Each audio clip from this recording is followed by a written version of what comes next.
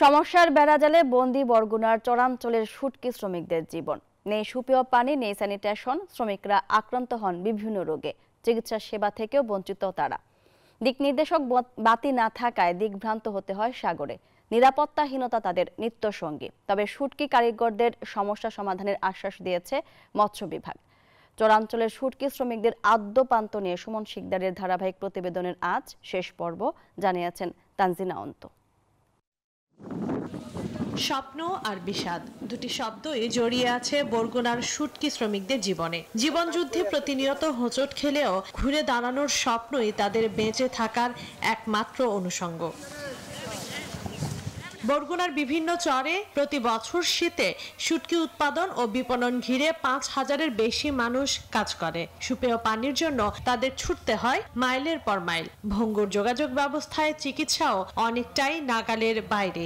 আমাগো কি এইরকম মানুষ আছে যে আমাগো ডাক্তার ফইরে দেখেন তো আমাগো কি শুকনো, আমরা একটু ওষুধ বড়িও খাইতে পারি না। এখানে বাথরুম নাই, এখানে টিউবওয়েল নাই, চলার জন্য ভালো রাস্তা নাই। মাছ আনতে সমস্যা, ওই ভাঙ্গি সুদে পড়ে গেছে। বাইরের ব্যাগ হয়েছে, দৌড়ে মানুষের বাড়ি যাওয়া লাগে, একটু পানির পিছনে মানুষের বাড়ি দৌড়ে যাওয়া লাগে।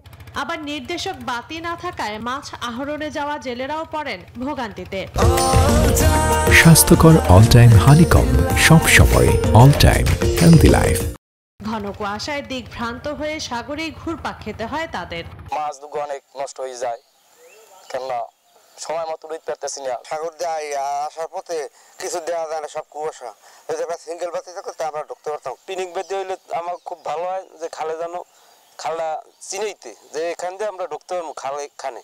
বসবাস অনুপযোগী চরের শুটকি সংশ্লিষ্টদের বিভিন্ন চর্মরোগ সহ নানা সংক্রামক রোগে আক্রান্ত হওয়ার ঝুঁকিতে এখানকার মানুষ। একটা নির্দিষ্ট সময় পর পর তাদের হেলথ কনসার্ন হওয়া সুযোগ দরকার রয়েছে, এবং ওখানে যদি কোনো সরকারি কিংবা বেসরকারি উদ্যোগে কোনো মেডিকেল ক্যাম্প করা যায়, সেক্ষেত্রে তাদের জন্য কিছুটা স্বাস্থ্যের জন্য হতে পারে। জীবনমান উন্নয়ন এবং দিক নির্দেশক বাতি স্থাপনের আশ্বাস দিয়েছেন জেলা মৎস্য কর্মকর্তা। সেটআপের চেষ্টা করছি, আশা করি খুব শীঘ্রই এটা হয়ে যাবে। আর ওখানে যে বেসিক প্রবলেম, ইনফ্রাস্ট্রাকচার বা ফ্যাসিলিটিস, এটা ডেভেলপ করার জন্য আমরা সংশ্লিষ্ট ডিপার্টমেন্টের কথা বলেছি। আর তাদের একটা দাবি আছে সিগন্যাল লাইট, তো এটা খুব সহজ প্রসিডিওর না, আমি ইচ্ছে করলে পারি এমন না। তো আমরা এ বিষয়ে যথেষ্ট ব্যবস্থা গ্রহণ করব।